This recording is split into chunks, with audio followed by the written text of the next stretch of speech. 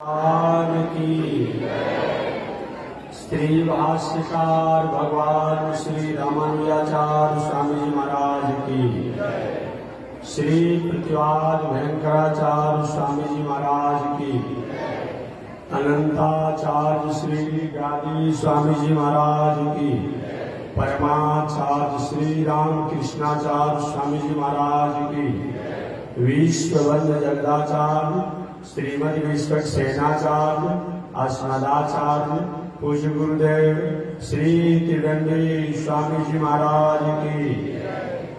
पावन धाम की, पावन धाम की, पावन स्थल की, पावन महामहोत्सव की।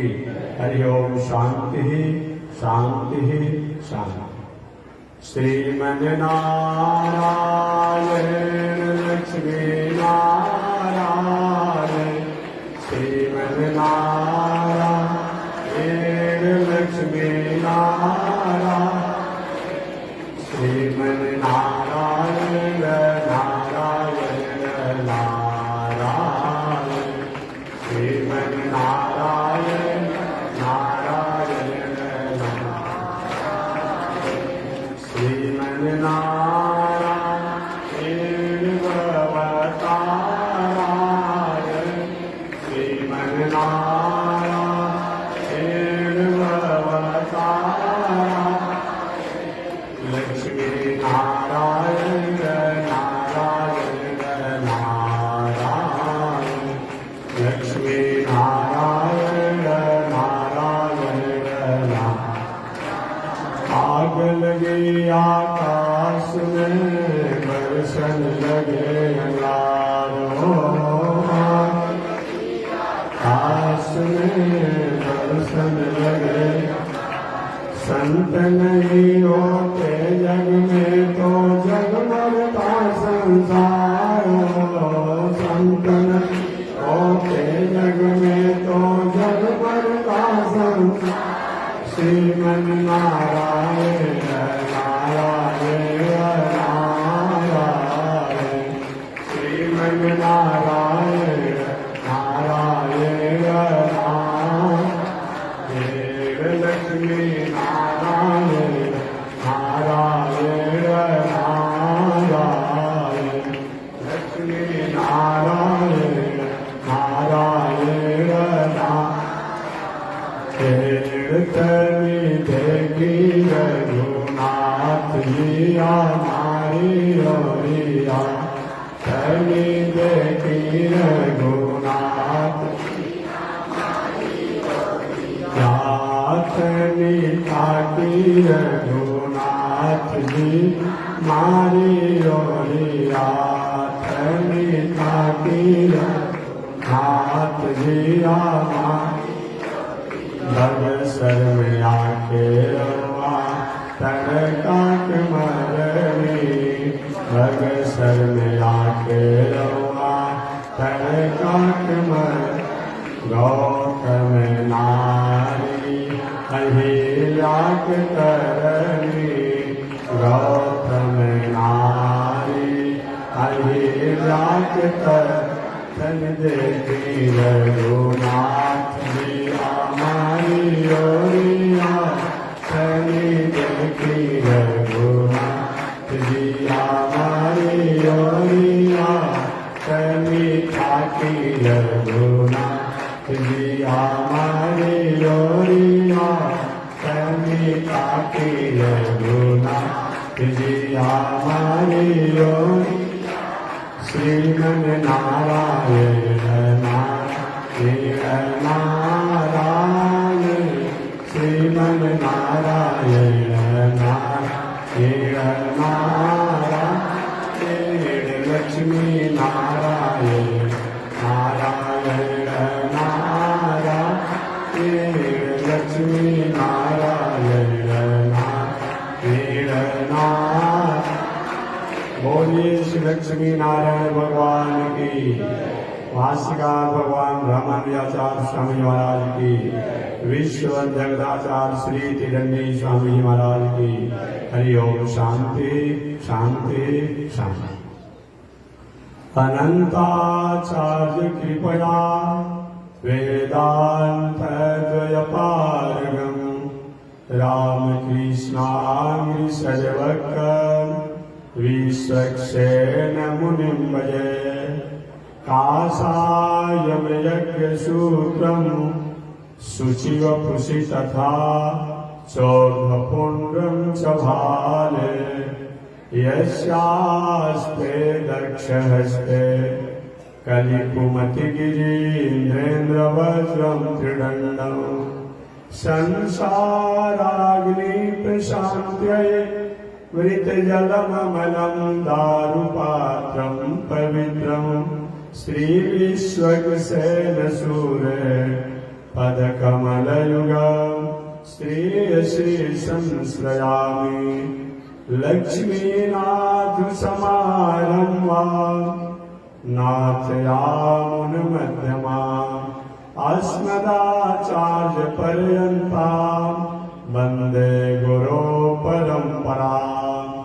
नारायणाय विद्महे वासुदेवाय धीमहि तन्नो विष्णु प्रचोदयात्। महालक्ष्म्यै च विद्महे विष्णुपत्न्यै च धीमहि तन्नो लक्ष्मी प्रचोदयात्। तन्नो लक्ष्मी प्रचोदयात्। परमाराध्य श्री लक्ष्मी नारायण भगवान नित्य वंदनीय पूज्य गुरुदेव श्री त्रिदंडी स्वामी जी महाराज के जुगल चरणों में कोटिशः नमन। भगवत भागवत आचार्य कैंकर्य पारायण महाभारत पावन भूमि पर पावन कथा को निवेदन किया जाता है। पावन कथा प्रश्न अंतर्गत पिछले दिन निवेदन किया गया था। नैमिषारण्य का पावन क्षेत्र है। 1000 वर्षों तक चलने वाला लगातार धार्मिक अनुष्ठान का आयोजन किया गया है।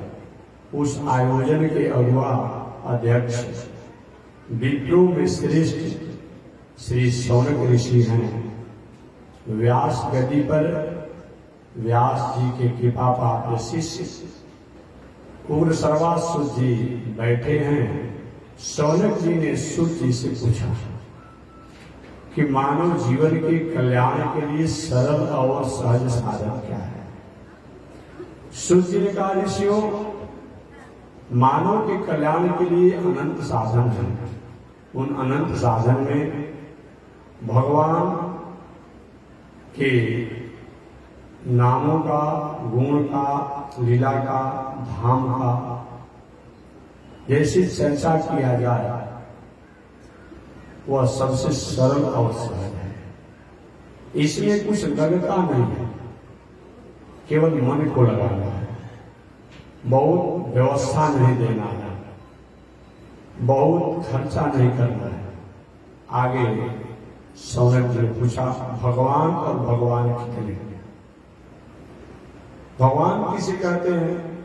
भगवान कितने हैं? विष्णु पुराण के अनुसार भगवान सिंहों को परिभाषित किया जाए तो जिनके द्वारा ये दुनिया प्रकट होती है, पालन को प्राप्त होती है, संहार को प्राप्त होती है, मोक्ष को प्राप्त होती है, गति जिनकी कृपा से होता है, प्राणियों का गति भी होता है, विद्या और अविद्या के जो कारण हैं उनको भगवान कहते हैं। अन्य शास्त्रों में भगवान की अलग अलग व्याख्या बताई गई जो मैं निवेदन कर चुका हूं। भगवान कितने हैं? भगवान के अनंत अवतार हैं। उन अनंत अवतार में 1008 अवतार मुख्य हैं। उन्हीं 1008 अवतारों के प्रतीक विष्णु सहस्रनाम में भगवान के 1000 नाम भी हैं। उन 1008 अवतारों में 108 अवतार मुख्य हैं। उन 108 अवतारों में 24 अवतार मुख्य हैं। उन 24 अवतारों में 10 अवतार मुख्य हैं। उन 10 अवतारों में 4 अवतार मुख्य हैं। उन 4 अवतारों में 2 अवतार मुख्य हैं, रामावतार और कृष्ण अवतार। राम जी मर्यादा के अवतार हैं, कृष्ण भगवान कृपा के अवतार हैं, बाकी कोई अंतर नहीं है। राम कृष्ण 2 एक हैं, अंतर नहीं निमेष। राम कृष्ण में कोई अंतर नहीं है। क्या अंतर है? एक के नेत्रों में गंभीरता है और एक के नेत्रों में चंचलता है।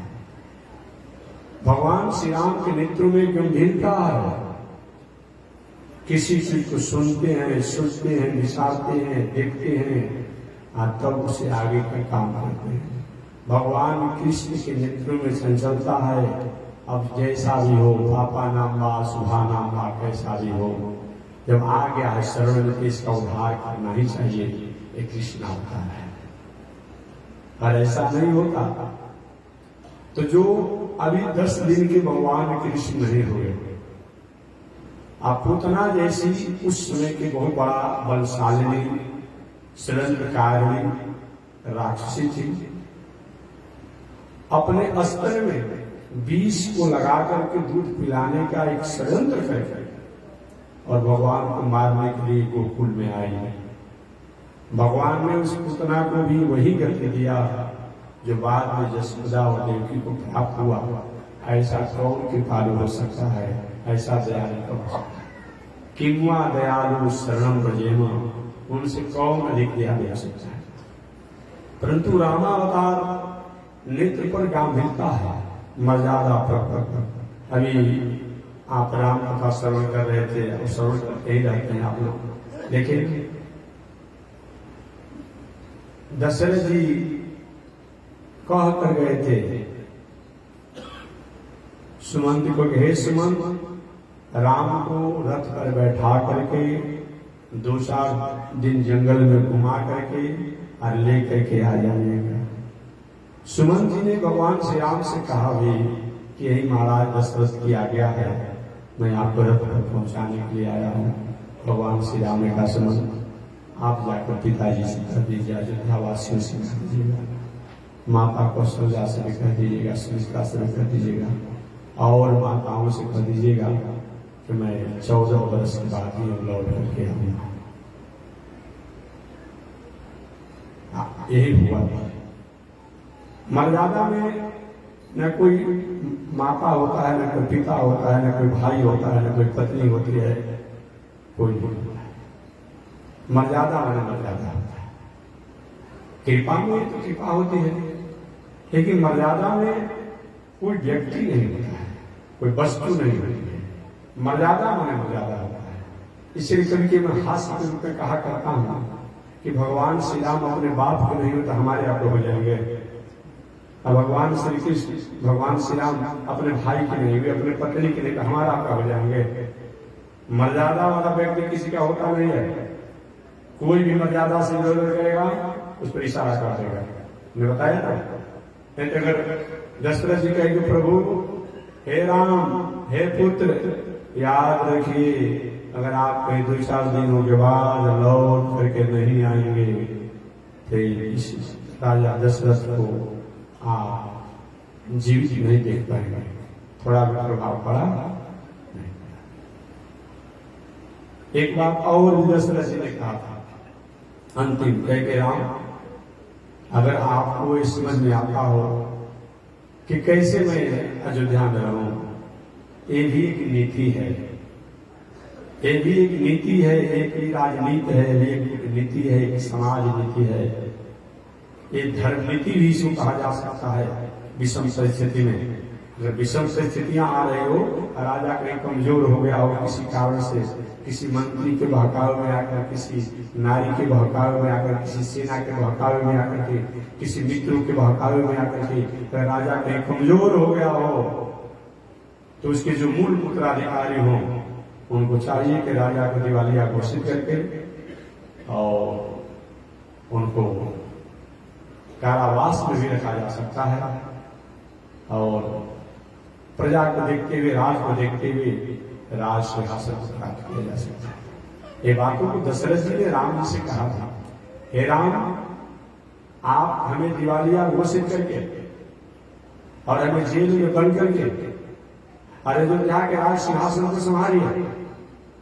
अगर राजा द्वारा कुछ ऐसा राष्ट्र और समाज के प्रति कुछ ऐसी अभ्यर्चना अवैंजना कहीं हो जाएगा जो कि राष्ट्र हित में नहीं हो, प्रजा के हित में नहीं हो, धर्म के हित में नहीं हो, तो वह राजा के जो उत्तराधिकारी हो उसका यह हक बनता है कि हमें दिवालिया घोषित करके जेल में बंद करके अयोध्या के राज सिंहासन पर बैठिए। लेकिन भगवान श्री राम ने बात को माने, वे नहीं सुने तो सुमन से दशरथ जी गए। सुमन राम जी को रथ पर बैठा करके जंगल घुमा करके संत महात्माओं का दर्शन करा करके और 2-4 दिनों में लेकर के आ जाएगा।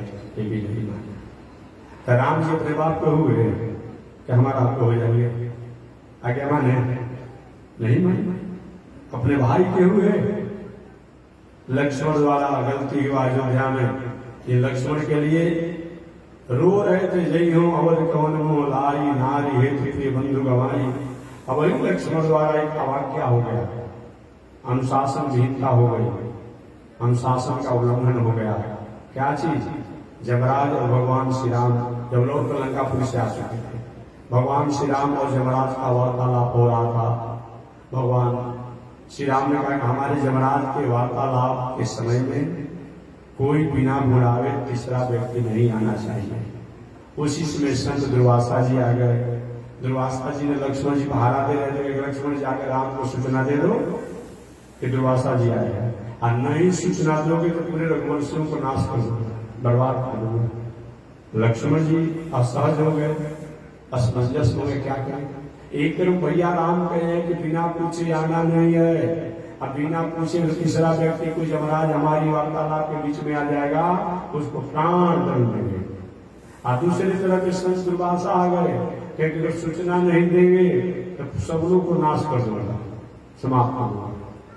लक्ष्मण जी ने विचार किया कि अगर नहीं जाता तो पूरे रघुवंशी सूर्यवंशी समाप्त हो जाएंगे, अगर जाऊंगा तो भैया राम द्वारा एक मैं ही तो दंड का अधिकारी होऊंगा। ये जान करके लक्ष्मण जी गए।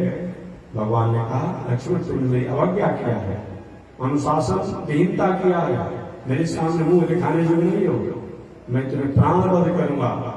ऋषियों ने कहा प्राणवध अपना प्रियजनों द्वारा कोई गलती हो जाए तो मारना ही मारना नहीं होता है, प्राणवध ही प्राणवध नहीं होता है, उनको अपने से अलग कर दीजिए, ये भी प्राणवध है। वही भगवान श्री राम ने कहा लक्ष्मण तो मुंह दिखाने जो नहीं हो, जाओ उत्ताल घाट में डूब करके मर जाओ।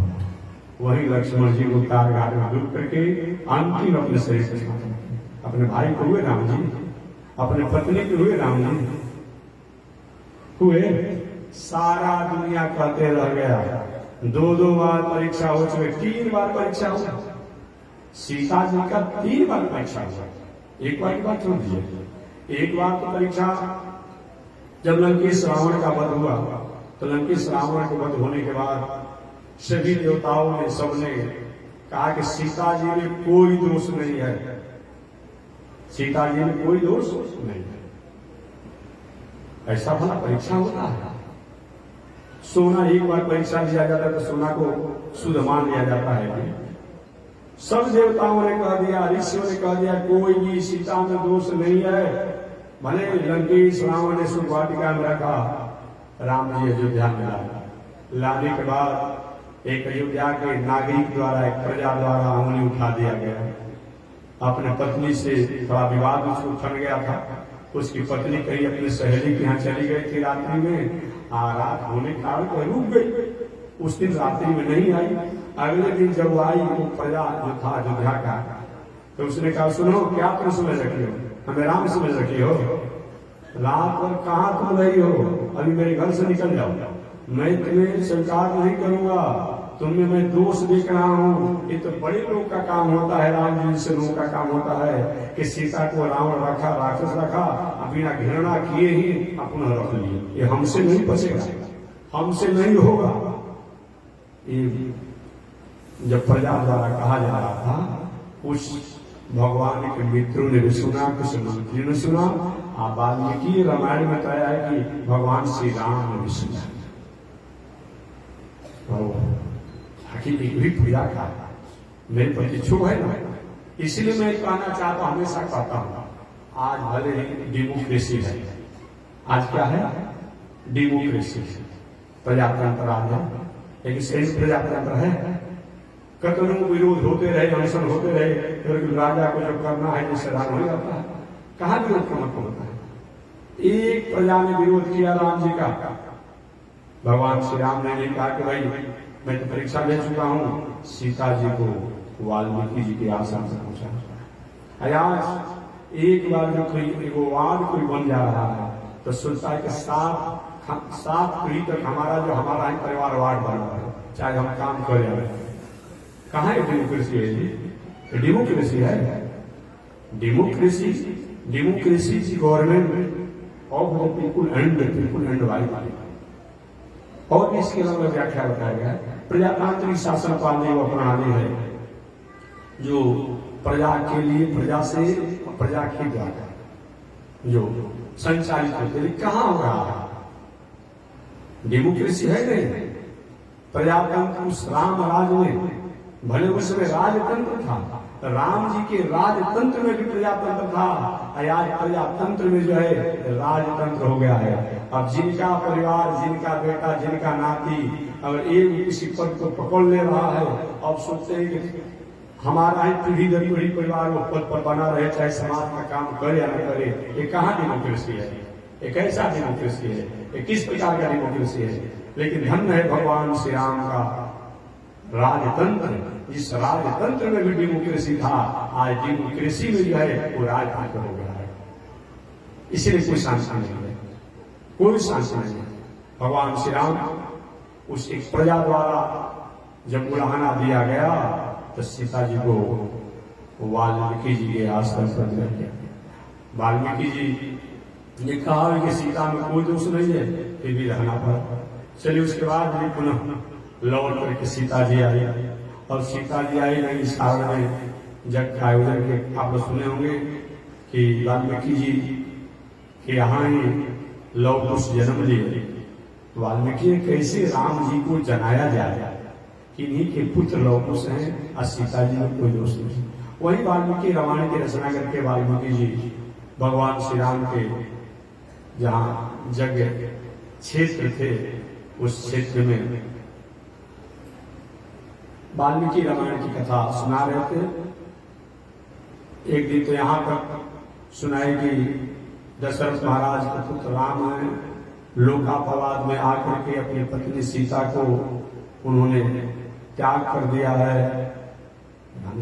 मेरी कथा, सीता में दोष नहीं है, परीक्षा लिया जाए।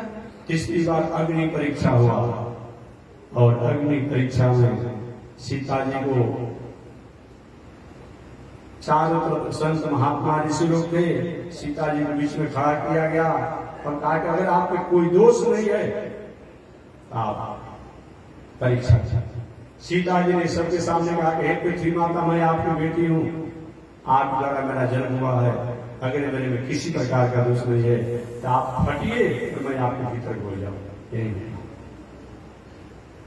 तो भगवान श्री राम अपने भाई के हुए, अपने पत्नी के हुए, अपने बाप के हुए कि हमारा आपको हो जाएंगे। न्यायाधीश हैं, न्यायाधीश किसी पत्नी, किसी भाई, किसी बेटा, किसी बाप, किसी का नहीं होता है, वो तो न्याय और मर्यादा के लिए होता है। इसीलिए दुनिया में चाहे राज किसी के लिए हो, लेकिन कहा जाता है अगर राजा हो तो राम जैसा, राजा हो तो राम जैसा, शासक हो तो राम जैसा। एक शत्रु जो है राम की प्रशंसा करता है, बेटा हो तो राम जैसा और शत्रु भी हो तो राम जैसा। ये राम का है, ये रावण का कथन है कि शत्रु भी हो तो राम जैसा। अब बताइए, आपने कभी कथा सुना होगा वाल्मीकि रामायण राम कथा, या पढ़ेंगे कभी, जिसमें राम और रावण का युद्ध हो रहा था। अचानक भगवान श्री राम द्वारा अस्त्र शस्त्रों का प्रहार किया गया, रावण निहत्था हो गया। क्या हो गया? अस्त्र शस्त्र सब उसके समाप्त हो गए, टूट गए, कहीं गिर गया, कहीं भूल गया, कहीं कुछ हो गया। भगवान श्री राम ने कहा लंकेश अब आप जाइए, आयुध नहीं हुई। अगला दिन हथियार लेकर आएगा, शस्त्र लेकर के आएंगे तो युद्ध होगा। हैरान हो गया लंकेश। रावण अपने पत्नी से कहता है कि शत्रु हो तो राम जैसा हो। आज तो कहीं किसी के पास कोई हथियार नहीं हो, लेकिन शत्रु मिल गया तो उसको मार डालते हैं लोग ना। ये धन्य है राम। एक नहीं आज मैं युद्ध नहीं करूंगा, आप लौट जाइए। रावण कहता है कि शत्रु हो तो राम जैसा और मित्र हो तो राम जैसा। साधारण अपने भाई को भाई कहने में हम पश्चाताप करते हैं। कोई थोड़ा पढ़ लेकर बड़ा आदमी बन जाता है और सामान्य कहीं पैजामा कुर्ता वाला, धोती कुर्ता वाला गांव में कोई भाई परिवार होता है तो समाज में परिचय देने में हम संकोच करते हैं। लेकिन धन्य है भगवान श्री राम जो कि निषाद को भी अपना मित्र मानते हैं, अपना भाई मानते हैं। कोल भीलों को भी अपना भाई मानते हैं, बांदर भालुओं को भी अपना भाई मानते हैं। प्रति उपकार करो का भाई। बांदर भालू को भी भाई कहते हैं। आज हम अपने भाई को भाई नहीं कहते हैं। तो मित्र हो तो राम जैसा, भाई हो तो राम जैसा, शत्रु हो तो राम जैसा, भगवान हो तो राम जैसा, ऐसा और कोई नहीं हो सकता। इसलिए दुनिया चाहे कोई शासन चलता हो, लेकिन सब कहते हैं कि राम राज्य, परंतु राम राज्य होगा नहीं। हालांकि संत महात्माओं द्वारा अभियान चलाया जा रहा है, अभियान चलाया जा रहा है कि राम राज्य की स्थापना हो। ठीक है, अच्छे विचार, अच्छी भावना हमें करना चाहिए, लेकिन राम राज्य होगा नहीं। आपके महाराज का भविष्यवाणी बोलते हैं, भविष्यवाणी नहीं करता। राम राज तब होता है जब रावण का वध होता है। जब तक दशरथ जी रहे तभी राम राज नहीं हुआ। जब तक दशरथ जी रहे तभी राम राज नहीं हुआ। जब तक बानर राज बाली रहा तभी राम राज नहीं हुआ। जब तक लंकेश रावण रहे तभी राम राज नहीं हुआ। राम राज तो तब होता है जब विभीषण जी लंकापुरी के राजा बनते हैं। राम राज तो तब होता है जब सुग्रीव जी किष्किंधा के राजा बनते हैं। राम राज तो तब होता है जब हनुमान जी अयोध्या में आकर के भगवान के सेवक बनते हैं। राम राज तो तब होता है जब घर घर और गांव गांव में चौक चौराहे पर वेद की ध्वनियां निकलती है। आगे निकले तो गाय का दर्शन हो, पीछे देखे तो गाय का दर्शन हो, अगल देखे तो गाय का दर्शन हो, बगल देखे तो गाय का दर्शन हो, तब राम राज होता है। कैसे हो? सरकार द्वारा रोज कानून बनाया जा रहा है, बहुत कुछ हो रहा है, फिर भी गाय और गोवध और गो हत्या कहाँ बंद हो रही है? कहाँ हो रही है? एक व्यक्ति कहता है कि गोवध नहीं होना चाहिए, गाय की हत्या नहीं होनी चाहिए, पशुओं की हत्या नहीं होनी चाहिए, तो दूसरा कोई समाज सेवी कहता है कि भाई पहले से सरकार द्वारा उनको परमिशन मिला हुआ है तो काहे नहीं होना चाहिए। कैसे राम राज है? राम राज में सभी लोग अपनी मर्यादा में रहते हैं, सभी लोग अपने अनुशासन में रहते हैं, नारियां अपनी मर्यादा में रहती है, संत महात्मा अपनी मर्यादा में रहते हैं, गृहस्थ अपनी मर्यादा में रहते हैं, विद्वान अपनी मर्यादा में रहते हैं, सब अपनी मर्यादा में रहते हैं। आज तो ऐसा है नहीं। इसलिए जब राम राजा बनते हैं अयोध्या का, तब राम राज होता है। अभी राम राज की कल्पना कर सकते हैं, राम राज की भाव कर सकते हैं। राम राज तो तब होता है जब भगवान श्री राम अयोध्या में राजा बनते हैं, लंकेश रावण का वध होता है। जब तक अस्मिता, अविवेक और सौहार्द, असमता, अमानता का समापन नहीं होगा, तब तक राम राज नहीं होता है। कभी नहीं भगवान के अनंत अवतार हैं। उन अनंत अवतारों में 24 अवतार प्रधान हैं। वो 24 अवतार कौन कौन है? सनक, सनंदन, सनातन, सनातन। ये भगवान का प्रथम अवतार, इनके व्याख्या में कर चुका है। भगवान का दूसरा अवतार वराह अवतार, जिस समय पूरी दुनिया जलमग्न था, जल ही जल, जल ही जल। भगवान श्रीमन नारायण जल को प्रकट भी किए और जल को आधार भी किए। उस समय कश्यप ऋषि के दूसरी पत्नी के पुत्र हिरण्याक्ष, हिरण्याक्ष बहुत बड़ा प्रभावशाली था, प्रतापी था, पृथ्वी को अपना कब्जा में कर लिया था और ले जाकर के रसातल में छुपा करके रखा था। रसातल में ले जाकर छुपा कर रखा था। बराह बड़ा परमात्मा जब प्रकट हुए तब ढूंढते हुए पृथ्वी को, आज भी जंगली सुअर जो है अपने दांतों से खोजने का, नाक में घाव सबसे तेज होता है, सूंघने का और खोजने की बहुत होती है, दांत बहुत प्रयास होते हैं जंगली सुअर के आज भी। वही जंगली सुअर का अवतार लेकर के, बराह अवतार लेकर के भगवान रसातल में गए और पृथ्वी को अपने दांतों पर आधार दिए और लेकर के जल के ऊपर स्थापना करना चाहते थे। हिरण्याक्ष आ गया, अरे मेरे द्वारा इस चुरा करके रखी हुई पृथ्वी को ये कौन ले जा रहा है? बराह अवतार भगवान से उसका संग्राम हुआ और बराह अवतार भगवान ने हिरण्याक्ष का वध किया, मार डाला। उसके बाद बराह अवतार भगवान ने पृथ्वी को जल के ऊपर स्थापित किया, जो आज भी ये पृथ्वी को हम देख रहे हैं। इसीलिए कोई भी हम समूह करते हैं तब, पूजा करते हैं तब, जग करते हैं, जगों में भी जो जल यात्रा जो होता है, मृदाहरण जो होता है, इसमें क्या किया जाता है? मिट्टी की बराह अवतार परमात्मा की ही पूजा होती है, बराह अवतार भगवान की ही पूजा की जाती है। मिट्टी जो फोड़ा जाता है, माताएं भी अलग अलग उत्सव महोत्सव में मिट्टी फोड़ती है, हम लोग भी जग में करते हैं मिट्टी, बराह अवतार भगवान की पूजा होती है। ये दूसरा भगवान का अवतार है। भगवान की तीसरा अवतार नारद जी का अवतार। नारद के नाम सुनकर के हम लोग कौतूहल हो जाते हैं। नारद जी का नाम आया तो कुछ न कुछ घटना लेकर के ही यह कथा आया। नारद जी को बताना नहीं, समय से कितने बार बता चुका हूं। नारद जी भगवान के तीसरे अवतार हैं। प्रथम जन्म में नारद जी गंधर्व के बेटा थे।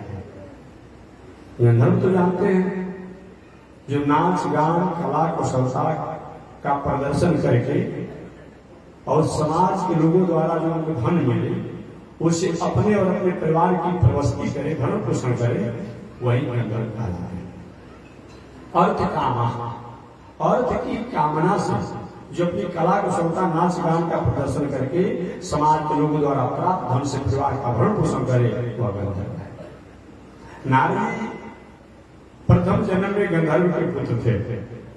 नारद जी ने कहा कि मैं गंधर्व का पुत्र होने के बाद भी कभी भी अपने वाणी द्वारा अश्लील और मर्यादी और शुभनीय गायन नहीं किया, क्योंकि वाणी पर सरस्वती देवी का वास होता है।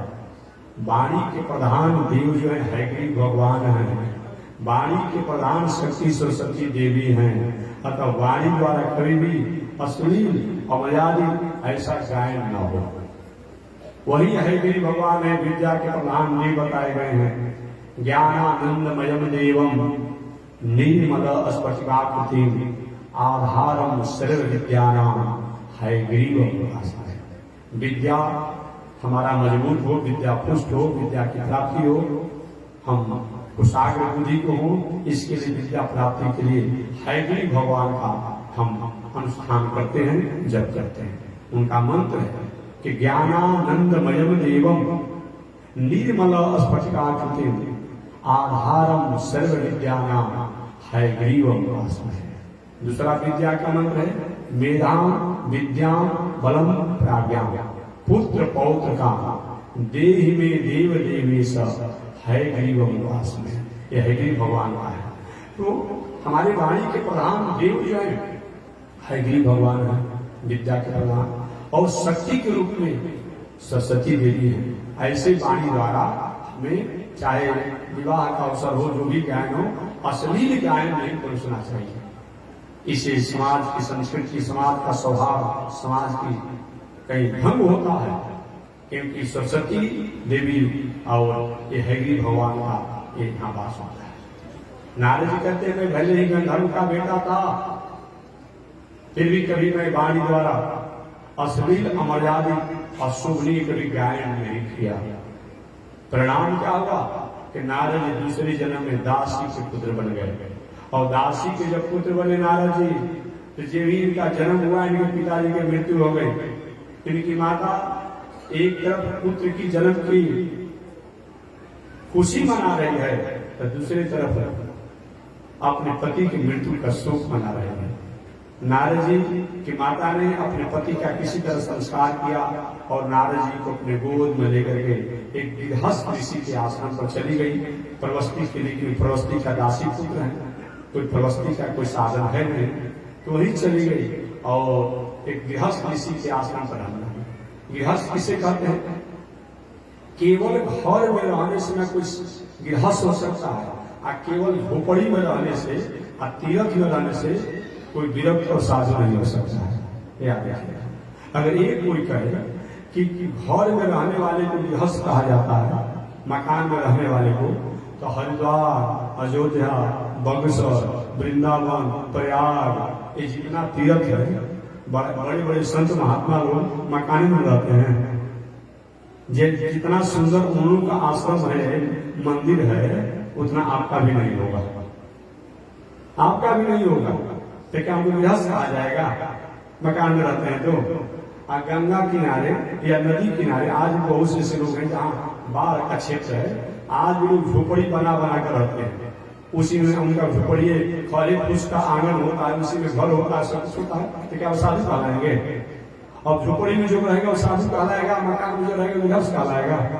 नहीं नहीं, ऐसा नहीं चलेगा, ऐसा नहीं होगा। तब गृहस्थ कहते किसे हैं? गृहिणी गृह उच्चते। गृहस्थ का क्या है? गृहिणी गृह उच्चते। चाहे झोपड़ी में रहिए, चाहे पक्का मकान में रहिए, चाहे जंगल में रहिए, गुफा में रहिए, जो गृहिणी से संपन्न है। गृहिणी माने ये नहीं कि कहीं से उठा के लेके आ जाएगा तो गृहिणी हो जाएगा, कि जहां तक बात पूछे नहीं कोई, रुपया दे से समझे कोई। चलिए करिए, कौन ढूंढने जा रहा है? ये बात नहीं चलेगी। अपना कुल, अपना गोत्र, अपना खानदान, अपना परिवार को बड़ा करके नारी एक नहीं होना चाहिए, गोत्र एक नहीं होना चाहिए। तब वैदिक परंपरा अनुसार वर पक्ष कन्या पक्ष को स्वीकार करे, कन्या पक्ष वर पक्ष को स्वीकार करे। इस रीति रिवाज से जो विवाह हो वह क्या है? वह तब गृहिणी वह बनेगी जिसको लेकर के आएंगे। कहीं से कहीं किसी को आप लेके आ जाएंगे तो गृहिणी नहीं कहलाएगी, याद रखिएगा। और कुछ हो सकती है, मैं बहुत कुछ बात नहीं कहूंगा। गृहिणी गृह उच्चते। गृहस्थ किसे कहते हैं? गृहिणी गृह उच्चते। जो गृहिणी से संपन्न हो, जो वैदिक परंपरा अनुसार अगर विवाह होगा तब तो धर्म पत्नी कहलाएगी, और तब तो देवी कहलाएगी। इसी तरह कैसे उठा के लेके आ जाएंगे, वो न धर्म पत्नी कहलाएगी न देवी कहलाएगी। एक व्यक्ति ने हमसे पूछा था, महाराज ऐसे तो हो जा रहा है विवाह शादी ऊपर नीचे करके जो हो जा रहा है, आप समझ गए ऊपर नीचे मैंने जो आजकल चल रहा है और हो जा रहा है, तो क्या उसके द्वारा पूजा पाठ किया जाता है, और जो कुछ होता है पितरों के लिए और कुछ, तो उसका कुछ फल और होता है? हमने कहा बिल्कुल नहीं होता, बिल्कुल नहीं होता है।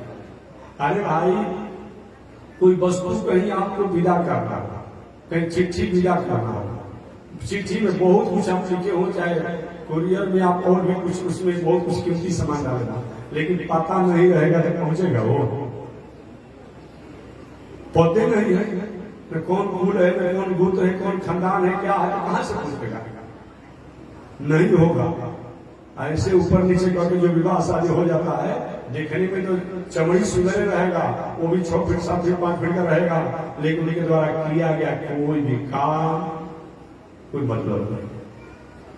हम नहीं कहते हैं, एक केवल मेरा विचारधारा नहीं है। श्रीमद् भगवत गीता में भगवान श्री कृष्ण श्री अर्जुन पूछे कि जिसमें भगवान अर्जुन को उपदेश दे रहे थे, अर्जुन संग्राम करो, बड़े बड़े वीरों को धाराशाही करो। अर्जुन के प्रभु, आपका नाम अरिसूदन है, आपका नाम मधुसूदन है, आपका नाम मधुकैटभ है, मधु नाम के राक्षस को मार करके आप राक्षसों को मारते हैं, शत्रुओं को मारते हैं, दुष्टों को मारते हैं, और हमको अपने ही कुल खानदान को मारने को आ रहे हैं। हमको अपने ही कोई हमारा बाबा है, कोई दादा है, कोई अमुक है, कोई अमुक है, और उसी को आप मारने पाते हैं। न की जोत से गोविंद, हे गोविंद मैं युद्ध नहीं करूंगा, कटोरा लेकर के भीख मांग करके शेष जीवन को प्रवस्थित कर लूंगा, लेकिन अपने कुल खानदान को मार करके और कुल हत्यारा मैं नहीं कहूंगा। दूसरी बात, ये जिनको मारने के कह रहे हैं इसमें सब हमारे संबंधी जन हैं। तो किसी कोई बेटी सदृश है, कोई बहन सदृश है, कोई फुआ सदृश है, कोई माता सदृश है, कोई चाची सदृश है, कोई गुरु पत्नी सदृश है। अगर इनके स्त्रियों को, इनके पुरुषों को जो युद्ध में आए हैं अगर मारा जाएगा तो मरने के बाद इनकी स्त्रियां, इनकी बेटियां, इनकी बहन, इनकी अमुक जो स्त्रियां हैं वो अपने अभिभावक से विहीन होने के बाद स्वच्छंद हो जाएंगे और अपने द्वारा अपने किसी को पुरुष बना करके, पति बना करके और उसके साथ वंश विस्तार के कार्य करेगी। और उन वंश विस्तार से जो लड़का होंगे, संतान होंगे, और वो कहीं पितरों के लिए कोई पूजा पाठ करेगा तो क्या वो फलदायक होगा? भगवान श्री कृष्ण श्रीमद् भगवत गीता में जो 700 श्लोक का है उसमें इस अर्जुन जो प्रश्न किए कि शंकरो नरका ये बड़ा शंकर जो होंगे इनके द्वारा पूजा पाठ जो कुछ भी किया जाएगा इनसे पितरों को प्राप्त होगा। भगवान श्री कृष्ण चुप लगा गए, मौनम स्वीकार लक्षण, चुप लगा गए। इससे मालूम पड़ता है कि देखने में लोग सुंदर रहेंगे लेकिन उनके द्वारा किया गया कोई मतलब नहीं है, कोई मतलब नहीं है। तो मैं निवेदन करना चाहता हूं, इसलिए नारद जी कहते हैं कि मेरी माता दासी बनकर के और सेवा का काम करती रही। तो गृहस्थ किसे कहते? गृहस्थ ऋषि के आश्रम कहीं मैं कहना चाह रहा था। गृहस्थ किसे कहते हैं? गृहिणी गृह उच्चते, यही मेरा विषय है। गृहिणी माने गृहिणी से संपन्न होना चाहिए। कुछ बात व्यवहारिक हुई मैं निवेदन करता हूँ। कुछ लोग कहते महाराज जी अगर मंगला लड़का हो और मंगली लड़की नहीं मिल रही तो विवाह हो जाना चाहिए कि ना, या मंगली कहीं लड़की हो मंगला लड़का तो विवाह होना चाहिए नहीं। देखो विद्वानों द्वारा भाई आप सलाह ले लीजिएगा, अगर कहीं थोड़ा सा अंश रूप में होता हो, अब विद्वान लोग अगर राय देते हो तो कल बचे। कुछ ऐसा मंगला मंगली का दोष होता है कि उसका प्रभाव दशा अंतरदशा बहुत कुछ नहीं होता, कर लीजिए। लेकिन ये विद्वानों का विषय है, वो सबके द्वारा। अरे साधारण एक मकान बनाना होता है तो इंजीनियर साहब जब तक मकान तैयार नहीं हो जाता है कितनी बार दिखाते हैं लोग। पानी कहीं अगर बोरिंग करना हो तो जब जानकार उसे करते हैं, अभिवाह से करेंगे आप। तो जो विद्वान जन हुए उनसे सलाह ले लीजिए, महाराज जी एक मंगल का प्रभाव से पड़ रहा है नहीं पड़ रहा है, इस पर कन्या पर पड़ रहा है कि नहीं, बल पर पड़ रहा है नहीं, ऐसा नहीं होता है तब विचार कीजिए। लेकिन वर्तमान समय में अब किसी को किसी से विवाह जो तय करा दिया जा रहा है का तो तुम विवाह करा कर। अरे तुम विवाह है लेकिन कोई जरूरी है? अब किसी व्यक्ति को दमा रोग हुआ है, सर्दी खांसी हुआ है, अब बुखार हुआ है, और दवा खाता फिर बुखार ठीक नहीं होता है। दवा तो ठीक है, सर्दी खांसी नहीं ठीक हो रहा है, लेकिन दवा के साथ दवा फायदा कर रहा है नहीं कर रहा है, ये भी तो विचार करना होगा ना। खाली मैं दवा लेके दिया, दवा खा लिया, चाहे पर ठीक हो जाना हो, ऐसे थोड़ा होता है। तो एक कोई विवाह इत्यादि जो किया जाता है ये किसके साथ लागू होगा, किसके साथ नहीं लागू होगा, ये विचार करके कब काम करना चाहिए। जैसे मैंने कहा ना, पहले के जमाना में ये भी और पुरुष दवाई चलता था, हर रोग में उसको अलग से दे दिया जाता था। वही आजकल के जमाना में हो गया है, कोई किसी को हुआ हो, पेट में दर्द से लेकर के, गोड़ में दर्द से लेकर के, सिर में दर्द से लेकर सब कुछ में कौन चीज का अभिषेक करा लीजिएगा, महामंत्री जी जब करा लीजिएगा। ये क्या बना दिया भाई, इतना सहज महामंत्री रहेगा अभिषेक, यही हो गया है। और काम में यही कर रहा है। नहीं, आगे किसी भी सोचिए क्या है, कैसे है, क्या योग है, क्या सब समझ कर काम किया जाए। आप अगर बढ़िया से किया जाए तो निश्चित रूप में मंगल होगा।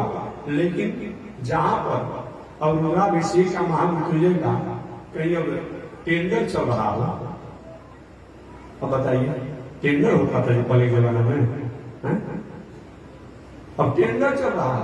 अब ये को यजमान के पूरा ने दूसरा यजमान से बात हुआ, ठीक है इतना पर नहीं महाराज और कम करिए, और बताइए अब ध्यान तो आप कहाँ बटा हुआ है, पूजा तो हो रहा है ध्यान कहाँ बटा हुआ है? वहां बटा हुआ है। जब तक आप जब करें, जब तक पूजा करें, दिल दिमाग मन बुद्धि वही रहना चाहिए ना।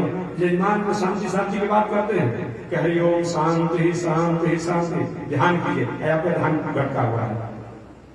वो तो भगवान भरोसे शंकर जी या जो महान होता है, भले किसी का मंगल हो जाए, लेकिन अगर सही में मंगल होना हो तो कराने वाले महानुभावों को, विद्वानों को भी जब तक करा रहे हो उसको होना चाहिए। और तो नया वो फैशन हो गया है, कोई कहीं पर भी है, अब वही से उसको संकल्प करा करके क्या हो रहा है, अब महामंत्री या रुद्राभिषेक करा दिया जाता है। अरे कुछ ऐसा चीज होता है भाई जी जो कि ऐसे नहीं होगा। अब कोई कहता है कि महाराज जो भक्ति के पुत्र ज्ञान वैराग के निमित्त जो हो सकता है वही कहता है लोग, तो ये क्यों नहीं होगा? तो हर काम के साथ यही लागू नहीं कर दिया जाएगा। हर काम, अब कोई, मैंने बताया था एक बार मैंने बताया था कि मैं गाड़ी से आ रहा था झारखंड प्रदेश से, हमारी गाड़ी बिगड़ गई, बार बार उस पर लिख रहा था engine check engine check engine check, गाड़ी चल ही नहीं गई। अब खींच करके गाड़ी लाया गया और झारखंड से खींचते खींचते डिहरी तक गाड़ी आ गया। फोन किया गया, शोरूम भाई गाड़ी चल नहीं रही है, इंजन चेक बता रहा, कितने मिस्त्री उस पर खाया गया, क्या हमारा इस गाड़ी का नंबर बताइए, और कंप्यूटर में जो उस गाड़ी लिखा वो बताइए। और यही जब कंप्यूटर में डाला तो क्या हुआ, वो गाड़ी का जो चाबी जो है रिमोट बटन वाला, वो कहीं बटन दब गया था चाबी में, अब उसी से गाड़ी क्या हो गया था, लॉक हो गया था। आज दूसरा मिस्त्री खोल खा कर उसको नहीं आता। ये बात ठीक है, एक काम यहाँ पर ठीक है, अगर कहीं गाड़ी में कहीं डीजल या पेट्रोल समाप्त हो जाए तो कंप्यूटर में से कैसे उसे डला जाएगा कि पेट्रोल पंप जाना पड़ेगा या कोई ना कोई जल्दी लेकर के आना पड़ेगा। तो सब चीज का उदाहरण एक ही तरह से दे देंगे, ये बात थोड़ा होगा ऐसे। भक्ति के पुत्र ज्ञान वैराग के निमित्त नारद जी सुनाए, यही लोग कहता है कि वहां हो सकता है संकल्प से, यहाँ क्या होगा, यही लोग कहता है ना। तो हर काम को भाई हर चीज सुझाव आप नहीं दे सकते हैं, उसके लिए अब नए लोग ना, अब किसी का विवाह शादी हुआ हो, अगर भाई जी अगर आप निमंत्रण में नहीं तो ठीक बात है, तो मोबाइल में दिखा देते हैं मिष्ठान भोजन खा लीजिएगा, खाएगा, देख तो लेगा लेकिन भोजन पकवान नहीं खाएगा और उसको स्वाद नहीं बताएगा। वो देख सकता है कि ये व्यंजन आपके यहाँ बना हुआ है। तो हर काम को ऐसे नहीं किया जाएगा जो आज चल रहा है। तो मैं निवेदन करना चाहता हूं कि इसीलिए गृहस्थ का मतलब क्या होता है, गृहिणी गृह उच्चते। गृहस्थ का मतलब जो गृहिणी से संपन्न होकर के वैदिक परंपरा अनुसार आते हुए त्रिकाल संध्या नहीं भी हो रहा हो तो कम से कम एक बार संध्या बंधन हो जाए, 24 घंटा भगवान का स्मरण ध्यान हो जाए, अपना भी खेती व्यापार नौकरी करते हुए रहे, परिवार पत्नी बाल बच्चों के साथ दिनचर्या में जीवन जीता हो, वह गृहस्थ है। देखिए, विवाह शादी करके संतान को जन्म देना ये भोग नहीं है, ये योग है, ये साधना है, ये आराधना है, ये पूजा है। कब? जब ये मानते हैं कि भगवान की आज्ञा मान करके हम वंश विस्तार के लिए एक क्रिया कर रहे हैं, उस समय भी हमारा सात्विक बुद्धि रहे तो पुत्र भी सात्विक प्रवृत्ति वाले बने। लेकिन हम भोग मान कर जो करते हैं ये ठीक बात नहीं। तो गृहस्थ का मतलब गृहिणी गृह उच्चते गृहस्थ कहा जाता है। और संत किसे कहा जाता है? चाहे घर में रहे, चाहे वन में रहे, चाहे जंगल में रहे, चाहे गुफा में रहे, दाढ़ी मूछ वाला हो, बिना दाढ़ी मूछ वाला हो, त्रिदंड लिया हो, नहीं लिया हो, ब्रह्मचारी हो, जो भी हो, संत का मतलब जिसकी अपने जीवन की दिनचर्या, अपने जीवन का उद्देश्य, अपने जीवन का लक्ष्य जो है वह परमात्मा के लिए है, परोपकार के लिए है, परमार्थ के लिए है, राष्ट्र के लिए है, देश के लिए है, प्राणियों के लिए है। कोई भी काम करता है वह भगवान की आज्ञा मान करके राष्ट्र, समाज, प्रकृति, प्राणी के लिए ही करता है। वह क्या है? संत है। संत में और गृहस्थ में बहुत अंतर नहीं है। आप अपना मानकर काम करते हैं, हम भगवान का मानकर काम करते हैं, बस इतना ही अंतर है और कोई अंतर नहीं है। हम भी वही काम करते हैं, आप भी वही काम करते हैं, लेकिन आप मानते हमारा हमारा हमारा, हमने भगवान का भगवान का भगवान का, बस यही मान करते हैं। इतना ही अंतर है। एक ही चाबी होता है, एक ही प्रकार की चाबी होती है, जो ताला को खोलने वाला भी होता है और ताला को बंद करने वाला। एक ही नहीं, इसलिए मैंने कहा जाए एक तो ताला का चर्चा को चाबी चलता है, एक ही प्रकार के मैंने कह दिया। आज के लोगों की कहीं किसी प्रकार के कमेंट मत करें, उसको सोचते हुए कोई बात बोलना है। एक ही प्रकार की चाबी होती है, इस ताला को खोला भी जा सकता है और ताला को बंद किया जा सकता है। इन कर दिया गया ताला बंद हो गया, इन कर दिया गया ताला खुल गया। वही है, हम अपने मन को, अपने वस्तु को, अपनी व्यवस्था को अगर हम परमात्मा से संबंध कर करते हैं, एक काम संत करते हैं अज्ञात मेरा मैं, इसी और बाकी कोई अंतर्भूत नहीं है। आप ही कपड़ा पहनते हैं, हम ही कपड़ा पहनते हैं, आप ही भोजन करते हैं, हम भी भोजन करते हैं, आप ही चलते हैं, हम ही चलते हैं, आप ही रहते हैं, हम ही रहते हैं, आप ही सोते हैं, हम ही सोते हैं। इसमें तो सब बराबर है। अंतर इतना ही है कि हमारा वाणी, हमारा भोजन, हमारा चलना, ये सब का है एक भगवान की आज्ञा मान करके और प्रकृति प्राणी के मंगल की भावना में है, और आप अपना निजी मान कर करते हैं, बस इतना ही। बैंक में काम करने वाले मैनेजर साहब के पास करोड़ों रुपए आता है, वो सरकार का है बैंक, कहीं करोड़ रुपया दे भी देते हैं तो सरकार का दिया गया, उनको कोई नहीं मिलता है। अगर कहीं वही मैनेजर साहब रुपया निकाल करके अपने घर पलस्तरा करने लगे तो, घर बनाने लगे तो कड़ी लगा करके जेल में जाना पड़ेगा। वही लाखों रुपया करोड़ रुपया देते हैं अलग अलग नागरिकों को, प्रजा को, एक बहुत अच्छे आदमी इतना लोग को दिए, आखिर को आ भी जाता है तभी। तो इसीलिए हमारा उद्देश्य प्रधान होना चाहिए कि हम क्या करने जा रहे हैं। कि गृहस्थ व्यक्ति में बहुत अंतर नहीं है। कुछ लोग कहते हैं कि गृहस्थ को बहुत आदर नहीं करते, गृहस्थ के बारे में एक धन्य हो गृहस्थ आश्रम। आज हम और आप कोई भी हैं, किसी ने किसी द्वारा जन्म लिया है ना। हमारे कोई त्रिदंडी स्वामी महाराज जितने उस कोटि के संत, किसी न किसी के बेटा होंगे। भगवान श्री रामानुजाचार्य इतने उच्च कोटि के संत हुए, वो भी किसी न किसी के माता पिता होगा। तभी गृहस्थ नहीं होते तो कहां से जन्म होता। अरे आज कथा कहने के लिए कोई बैठा हो या जग करा रहे हैं, लेकिन अगर नहीं होते गृहस्थ कहां से हम बना पाते हैं। गृहस्थ धन्य हो गृहस्थ आश्रम, गृहस्थ आश्रम सबसे श्रेष्ठ है। हम अपने स्वरूप को नहीं जानते हैं, बस इतना ही बात है। केवल हम अपने को जान लें तब हमसे कोई उत्तम है नहीं। एक व्यवहारिक उदाहरण देकर तो आगे बढ़ जाऊंगा। व्यवहारिक उदाहरण, एक बार एक सिंह का बच्चा बड़े जोरों से जंगल में सिंहों ने दहाड़ लगाया, और दहाड़ लगाया एक सिंह का बच्चा जो है अपने झुंड में से छोटा था सिंह साहब, और उस आवाज को सहन नहीं कर पाया और गया और जाकर सियार के जो मंडली था उस झुंड में प्रवेश कर गया। अब प्रवेश कर गया और उसी में रहने लगा, उसी जैसा बोलने लगा। बहुत दिन समय बीतते चला गया, बहुत दिन समय बीतते चला गया। संयोग से उन लोग के साथ रहते रहते वही उसकी स्थिति हो गई। अचानक एक दिन सिंह राज आया। अरे ये तो इसका आंख, मुंह, नाक, नाखून सब हमारी कुल जाति स्वजाति का है, ऐसे यार रहता है। अब क्या सुनो, ये तुम मेरे हो नहीं, वही ऐसा मत कीजिए, हमारे पर जुल्म मत कीजिए, मैं जिसके साथ रहता हूं उसी का जाति हो। नहीं, ऐसे कैसे तुम करते हो, तुम मेरे जाति के हो। नहीं हुजूर ऐसा नहीं है। अरे मूर्ख, मैं कहता हूं तुम मेरे जाति के हो। और सिंह ने उठाया अपने चंगुल में और उसको जल में डुबा दिया, और डुबाने के बाद बहुत दिन से गंदा जो लगा था फ्रेश होने से, मैं जैसे दहाड़ खाता तुम दहाड़ करो। और जेरी बोला पिस्तौल को लिख लिया, तुम भी मेरे ही हो। तो हम और आप भी उसी प्रकार से अगर हम परमात्मा से जुड़े रहते हैं तो हम गृहस्थ भी कहीं संत से कम नहीं। इसका मतलब है कि संत को समझ में नहीं। आज का तो नया नया जमाना में मत पूछिए, कहने मत वालों हमारा को नाराज हो जाता है। ऐसा ऐसा रात में दिन में रहता है साधु वेश में, और रात में घर पहुंच जा रहा है। अरे क्या करते हो भाई, किसको धोखा दे रहे हो? कौन त्रिशूल ले रहा है, कौन दंड ले रहा है, कौन कुछ कर रहा है। नहीं नहीं, कहा है कि जाने के लिए कहूँ जाने के भी शासन क्या गृहस्थ आश्रम में पालन कौन रहेगा? एक काम मत कीजिए। ये जो हो रहा है अब एक होड़ मचा हुआ है। जितने साधु महात्मा वेश में घूम रहे हैं 100 में 1 या 2% सही मायने में साधु महात्मा वास्तविक रूप होंगे, और बाकी 98% वही चल रहा है।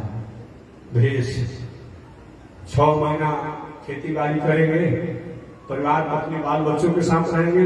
और जब देखेंगे जब काम नहीं है तो चिमटा उमटा लेकर के, त्रिशूल लेकर, कमंडल लेकर के, दाढ़ी में भाई 2-4 सौ में बढ़िए जाएगा। कपड़ा बाजार में मिलते बाद अब लेकर कोई जब कर रहा है, कोई कुछ कर रहा है। महाराज जी कहाँ से आ रहे हैं? अब हिमालय में पोसा कर सकते। अरे हिमालय देखा है कि नहीं देखा है? घर पर रहता है, सब कमा कर घर देता है। कहाँ आप बक्सर में, वृंदावन में, अयोध्या में आश्रम सेवा करते हैं। ये जो चल रहा है ये अच्छी बात नहीं है, ये अच्छी बात नहीं है। आइए बाकी गृहस्थ आश्रम और विरक्त कोई किसी से कोई आदर कर नहीं। दक्षिण भारत में हमारे गृहस्थ संत होते हैं, पछुआ खोज करके अच्छा धोती पहन कर आते हैं, उनका आदर कौन है? अधिक से अधिक आचार्य जो होते हैं वो गृहस्थ भी हैं, कुछ सन्यासी भी आचार्य दक्षिण भारत में हैं, वो अपनी मर्यादा में है। और हमारे यहाँ इधर लोग भेष बना करके हमारा आदर होगा, ठीक है, कुछ दिनों तक समाज में आपका हो सकता है, लेकिन इससे अपने हृदय से आप पूछिए कि क्या आपने जो भेष बनाया है और आप जो क्या कर रहे हैं ये ठीक है? आत्मा आपकी गवाही मानी जाएगी। ठीक है, कुछ कमा लीजिए, कुछ कर लीजिए, प्रतिष्ठा प्राप्त कर लीजिए, ऐसी बात नहीं है। अतः गृहस्थ भी आदर का पात्र है और संत भी आदर का पात्र है। लेकिन गृहस्थ अगर संत भेष में हो जाए और संत कहीं गृहस्थ भेष में जाए तभी अच्छी बात नहीं है। रावण बहुत दिनों का अपराधी था, उपद्रवकारी था, कोई उसका कुछ बिगाड़ नहीं पाया। भगवान श्री राम के कुल खानदान में रहने वाले एक राजा थे जिनका नाम था राजा अनरण। क्या नाम था? राजा अनरण। और उस राजा अनरण के जग में जाकर रावण जो है उनको मार डाला। बहुत बड़ा उपद्रवकारी था, लेकिन रावण जब नहीं सन्यासी होने पर, नहीं भिक्षुक होने पर त्रिदंडी स्वामी जी का भेष बना लिया, गेरुआ कपड़ा पहन लिया, आज बना करके जब सीता जी के साथ अपहरण का काम किया, 1 बरस के भीतर सब दुर्गति हो गया, सब दुर्गति हो गया। इतिहास गवाह है। तो हम गृहस्थ में रहे अच्छी बात है, हम संत में रहे अच्छी बात है, लेकिन गृहस्थ साधु बने, साधु गृहस्थ बन जाए एक काम अच्छा नहीं है। मैंने कहा ना कि नारद जी महात्मा कथा आया था, नारद जब घूम रहे थे पृथ्वी पर अपना कर्म भूमि समझ करके, तो देखे कि लड़का कहाँ रो रहा है, तो ब्रह्मचारी बाबा का। अब ब्रह्मचारी बाबा का लड़का रोना चाहिए? आगे देखे कि साड़ी कहाँ सूख रहा है, तो सन्यासी बाबा का। अरे सन्यासी बाबा के यहाँ फिर साड़ी सूख रहा है, हो सकता है अतिथि आया और सूख भी सकता हो। नहीं, वो तो सन्यासी जी के यहाँ दासियों को जो रखा गया है। ये हाला कहाँ हो रहा है? ये मौनी बाबा के यहाँ। अब मौनी बाबा है और हाला कर रहे हैं, ऐसा होना चाहिए। इसलिए ऐसा नारद जी ने दुनिया में देखा, तभी तो मन में शांति हो गया। और सारी घटना के ऊपर भाई सनातन संत समाज से कहे ये नहीं होना चाहिए। भगवान कहते हैं कि आप जैसे हैं वैसे रहिए, छुपाइए नहीं, बनिए नहीं, बनावटी भेष मत बनिए। बनावटी समय अच्छा नहीं लगता है।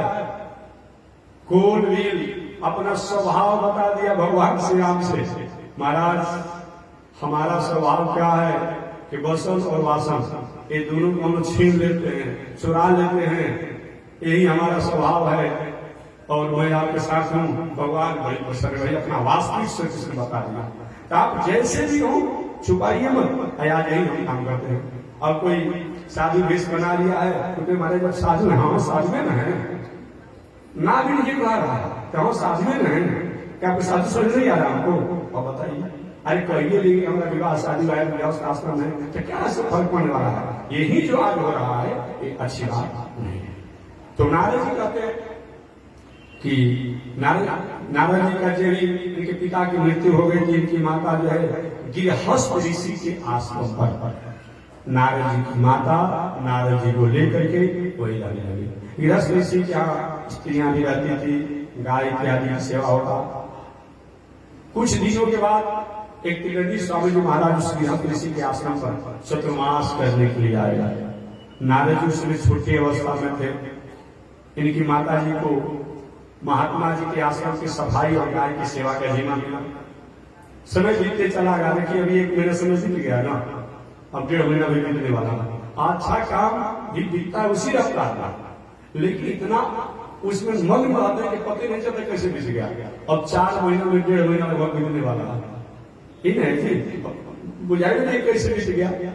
तो 4 महीने सन्यासी चरवास करने के लिए आए थे जहां नारद जी की माता रहती थी, और 4 महीने जब समय बीत गया, अचानक सन्यासी जी अपना व्रत पूरा करके जब चले तो नारद जी छोटे अवस्था में थे, जाकर महात्मा जी को चरण पकड़ लिए, महाराज जी मुझको बाबा बना दीजिए, मैं अपने कमंडल ढोऊंगा, आपके खड़िया ढोऊंगा, आपके आसन को मैं ढोऊंगा, हमको साथ बाबा बना दीजिए। महात्मा जी समझा रहे थे, बेटा अभी तुम छोटे अवस्था हो, पिता रहे नहीं, माता के इकलौते पुत्र हो, अभी माता की सेवा करना, बाद में तुम बाबा बन जाना। और नारद जी से महात्मा जी सन्यासी जी बात ही कर रहे थे, यह घटना नारद जी की माता को पता चला, अरे मेरा बेटा तो साधु बनना चाहता है। अब दौड़ते हुए नारद जी की माता वही बना गई जहां नारद जी उन सन्यासी महात्मा जो व्रत पूरा करके जा रहे थे, महाराज मेरा बेटा को आप साधु बनाना चाहते हैं, मेरा इकलौता पुत्र ही मेरा आधार है, ऐसा नहीं होगा। 4 महीना मैंने आपकी सेवा की, आसान की, गाय की सेवा किया है, क्या यही सेवा का फल होगा? मेरे पुत्र को आप लेकर चले जाएंगे और नारी की नहीं मैं साधु बनूंगा नहीं। महात्मा असमंजस में क्या कहे? अंत में महात्मा ने कहा, बेटा जब तक तुम्हारी माता जी जिंदा रहेगी तब तक माता जी का तुम सेवा करना, अब माता जी जब चली जाएगी और मृत्यु हो जाएगा और तब तुम साधु बनना। एक करके महात्मा जी आगे बढ़े। अब नारद जी दौड़ते दौड़ते गए, जाके महात्मा जी के चरण पकड़ लिए, महाराज जी जा तो रहे हैं लेकिन कुछ आधार तो दे दीजिए, आज सरकार द्वारा आधार कार्ड भी बनाया जा रहा है, पहले भी आधार की व्यवस्था थी, बिना आधार का दुनिया में अधेय हो सकता है क्या? बिना आधार का अधेय हो सकता है? इसे आधार चाहिए ही कि जितना सुंदर मकान हो उतना उसका नींव जो है आधार होना ही चाहिए। सुंदर नींव आधार रहता है तो मकान सुंदर टिकता है, मजबूत होता है। महाराज आधार दीजिए। उनका बेटा ओम नमो भगवते वासुदेवाय, इस मंत्र का तुम्हें जप करने को मैं आदेश देता हूं। वही महात्मा जी इस मंत्र का उपदेश लेकर के चले गए। नारद जी अपनी माता के साथ लौट करके अपने निवास पर आए, जहाँ गृहस्थ ऋषि के आश्रम पर आते। नारद जी क्या करते हैं, रोज जप करते हैं महात्मा द्वारा बताए गए मंत्रों का, रोज जप करते हैं। 3 प्रकार का जप बताया गया है। एक उपांशु जप होता है, एक उपांशु जप, एक मानसिक जप होता है। मानसिक जप उपांशु जप होता है। एक जो होता है कि हम मन में क्या जप रहे पता नहीं, बैठे जाता है। एक ओठ चलता है, एक जो आवाज सुनाई पड़ता है, आवाज जो सुनाई पड़ता है वो 3rd क्लास का जप है। ओठ चलता है और 2nd क्लास का जप है, और बैठे एक दिखाई पड़ता है तो है 1st क्लास का जप है। जब आप ओम नमो भगवते वासुदेवाय इस उत्तम जप को नारद जी किए। कहते हैं एक दिन नारद जी मन में हुआ कि महात्मा द्वारा बताए गए मंत्रों को जब तो कर रहे हैं, लेकिन इन मेरे द्वारा ऐसा क्यों हो रहा है बार बार? कोई कामना लेकर के, भावना लेकर के अगर हम काम करते हैं तो हमारी भावना पहले आ जाती है, भावना पहले आ जाती है। अब नारद जी के मन में आता, माता जी कब पधारोगी, कब पधारोगी, कब पधारोगी, कब पधारोगी। जब तो हो रहा है ओम नमो भगवते वासुदेवाय, लेकिन ये भी साथ साथ जप हो जा रहा है। नारद जी कहते क्या भगवान की बात। अब नारद जी जो जप नहीं करते, जब हो जा रहा है कि माता जी कब पधारोगी, कब जाओगी, कब जाओगी। अब संयोग से कि नारद जी की माता को काला नाग ने काट दिया, नारद जी की माता मृत्यु को प्राप्त हुई। नारद जी रोने लगे, मेरी जन्मदात्री माता मुझे छोड़ करके चली गई, लेकिन प्रसन्न में है कि चलो कम से अब हमें बाबा बनने से कोई रोक नहीं सकता है, अब हमें साधु बनने से कोई रोक नहीं सकता है।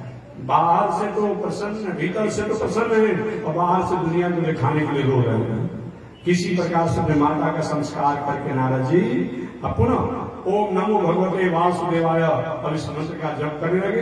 अचानक एक दिन नारद जी ने देखा कि भगवान का झांकी स्वरूप उनके सामने दिखाई पड़ता है। कि भगवान का सांवला स्वरूप है, घुंघराला बाल है। सांवला स्वरूप माने नीले रंग के किसी का फूल कभी आप देखे हैं? गृहस्थ ही होंगे आप लोग।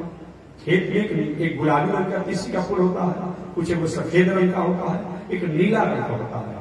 तो भगवान का स्वरूप कैसा है? नीले रंग के किसी के फूल के समान। भले नीला रंग होता है किसी का फूल, लेकिन शाइनिंग कितना उसमें होता है, चमक। ऐसे भगवान का नीले रंग के किसी के फूल के समान स्वरूप है, घुंघराला बाल है, मोती के समान सुंदर दाग चमक रहा है। और बिंब फल, बिंब का सब्जी दिखाते होंगे, बिंब फल के समान पतला ओष्ठ है, धरोष्ठ है। मृगा के नेत्र के समान नेत्र है, सुगा के ठोर के समान नासिका है, सुंदर सुंदर भुजा है, पैर भी सुंदर हैं। जैसे कदली के केला के खम्भा आप देखे हैं, ऊपर से मोटा होता है, नीचे पतला होता है। तो ऐसे भगवान का जो जंघा से लेकर के नीचे का अंग है, हाथ भी सुंदर है, हाथी के सूर के समान सुंदर हाथ है। ऐसे ये भगवान का वक्षस्थल जो है पेट से थोड़ा आगे निकला हुआ है। इस प्रकार भगवान पीताम्बर पहने हुए हैं, मंद मुस्कुरा रहे हैं। इस स्वरूप को नारद जी ने देखा। अब देखे जब अभी ध्यान नहीं कर रहे थे, अचानक क्या हुआ, स्वरूप गायब हो गया। और चारों तरफ देखने लगे कहाँ चला गया। बहुत प्रयास करने के बाद वो स्वरूप जब दर्शन नहीं हुआ नारद जी को, तो रोने लगे। आखिर वो स्वरूप चला कहाँ गया? आवाज आया और वो स्वरूप का दर्शन नहीं होगा। नारद जी काहे नहीं होगा? तो पुनः आवाज आया कि आपका पूर्ण मात्र इतना ही था। अरे भाई, आपके मोबाइल में 1 रुपया हो, ताकि से बात करते हो में बात प्रकट नहीं जाता है कि आपकी सेवा समाप्त, तो आपका पूर्ण इतना ही है। नारद हमारा पूर्ण इतना ही था, तो हमको दर्शन क्यों कराया गया? अब कोई व्यक्ति प्यास लगा हो, अभी आधा पानी पिया, पानी समाप्त हो जाए, क्यों कराया गया? तो वह इसीलिए कि संत और शास्त्र पर आपकी श्रद्धा न हो, अविश्वास न हो, इसलिए आपके झांकी का दर्शन कराया गया। अब अगले जन्म की प्रतीक्षा करिए।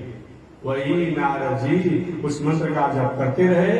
एक दिन काल के गाल में गए और अगले जन्म में वही नारद जी ब्रह्मा जी के मानस पुत्र बने और देवर्षि नारद के नाम से जाने गए। बचपन से घुमक्कड़ स्वभाव के थे। 3 जन्म का संस्कार था है। विवाह करने के लिए अगुआ आए थे। हालांकि उन्होंने बताया था कि कर्दम ऋषि के 9 कन्या थी और ब्रह्मा जी के 10 बेटा थे, जिसमें नारद जी कहीं घूमने के लिए निकले हुए थे। कर्दम ऋषि गए जो विवाह करने, महाराज ब्रह्मा जी कहते आपको भी कहीं परेशान ना होना पड़े, हमको भी कहीं परेशान नहीं होना पड़े। आपको भी भले ही 10 पुत्र है, लेकिन वर्तमान अभी दिखाई पड़ रहे हैं 9 पुत्र। एक पुत्र कहीं घूमने के लिए निकले हुए नारद जी, और हमारी भी 9 बेटी है, तो विवाह हो जाएगा। वही ब्रह्मा जी के 9 पुत्र मरीचि, अत्रि, पुलह, कर्तु, भृगु, वशिष्ठ, अंगिरा, पुलस्त इत्यादि दक्ष, 9 ब्रह्मा जी के पुत्रों से कर्दम ऋषि की 9 बेटियों का विवाह हो गया। मैंने भगवान कपिल जी की 9 बहनों का विवाह हो गया। नारद जी का विवाह नहीं। नारद जी का विवाह नहीं हुआ तो हम विवाह नहीं करेंगे। जब नहीं हुआ तो नहीं करेंगे। वही नारद जी पर्यटन निवधान लोकान अपनी साधना आराधना भक्ति करने लगे, तो करने लगे तो भगवान ने उनको एक वीणा दे दिया। ए नारद जी, दरिया में भक्ति क्या वीणा दे रहा हूं, और इस वीणा को बजाते दुनिया में अलग जगाते रहिएगा। वही नारद जी वीणा बजाते हुए और दुनिया में अलग जगाते रहते हैं। वह नारद जी ये भगवान के ये अवतार है। इनकी भक्ति के द्वारा चाहे सदना कसाई के यहाँ क्यों न हो, चाहे दैत्यराज राक्षस प्रहलाद ही क्यों न हो, चाहे ध्रुव ही क्यों न हो, जहां नारद जी भक्ति का मंत्र दे देते हैं वहां भगवान को पहुंचना ही पड़ता है। ऐसे नारद जी ये भक्ति के अवतार है और भगवान के तीसरा अवतार है। इस प्रकार ये तीसरे अवतार को सूर्य जी ने बताया। भगवान का चौथा अवतार जो है नर और नारायण का अवतार है। इसकी कथा कल मैं सुनाऊंगा कि नर नारायण कौन है। 5वां अवतार भगवान कपिल देव का अवतार है। 6वां दत्तात्रेय जी का अवतार है। 7वां यज्ञ अवतार है। 8वां ऋषभ देव का अवतार है। 9वां राजा पृथु का अवतार है। 10वां मत्स्य अवतार है। 11वां कुरुम का अवतार है। 12वां धन्वंतरी अवतार है, 13वां मोहिनी अवतार है, 14वां नरसिंहावतार है, 15वां वामन का अवतार है, 16वां परशुराम जी का अवतार है, 17वां व्यास का अवतार है, 18वां राम जी का अवतार है, 19वां बलराम जी का अवतार है, 20वां कृष्ण भगवान का अवतार है, 21वां हरि का अवतार है, 22वां हंस का अवतार है, 23वां बुद्धावतार है और 24वां कल्कि अवतार है। तीन अवतारों के जैसे जैसे समय मिलेगा वैसे वैसे मैं निवेदन करूंगा। आज नारद जी जो भगवान का तीसरा अवतार है उसकी मैं व्याख्या किया। एक बार भगवान का नाम ले, आगे परमात्मा की जैसे मैं चाहूं तो 1 मिनट में कथा सुना दूंगा, चाहूं तो 24 अवतार को 1 मिनट में कथा सुना दूंगा, लेकिन अब ऐसा सुनना है जो कम से कम दिमाग में बैठ जाए, 1 मिनट में कथा सब सुना देगा। तब सुनने के जो भी हो चतुर्मास में ऐसे तो हमको कहीं कथा गाने का मौका मिलता नहीं है। बहुत से संत महात्मा विद्वान ज्ञानी कथा व्यापक रहते हैं, आगे भी हमारी कथा से रहते हैं और हमारी कथा से पहले भी रहते हैं, पीछे भी रहते हैं, तो हमको कथा कहने का मौका तो मिलता नहीं है। किसी तरह से एक औपचारिक में कथा सुना देते हैं। ये चतुर्मास का भी समय है, अभी मौका मिला है, इसी में सोच रहा हूँ कि जहां तक होगा मैं कथा अच्छी प्रकार से सुनाऊं। ये भगवान की कथा कहने में कृपणता नहीं करनी चाहिए, इसी में सुना रहा हूँ। तो बस शेष चर्चा अगले दिन। आज इसी के साथ वाणी विराम। एक बार भगवान का नाम श्रीमन नारायण लक्ष्मी, श्रीमन नारायण नारायण नारायण, श्रीमन नारायण नारायण। बोलिए श्री लक्ष्मी नारायण भगवान की, भास्कर भगवान रामानुजाचार्य स्वामी महाराज की, विश्व देवताचार्य श्री किरणी स्वामी महाराज की। हरि ओम। शांति शांति शांति।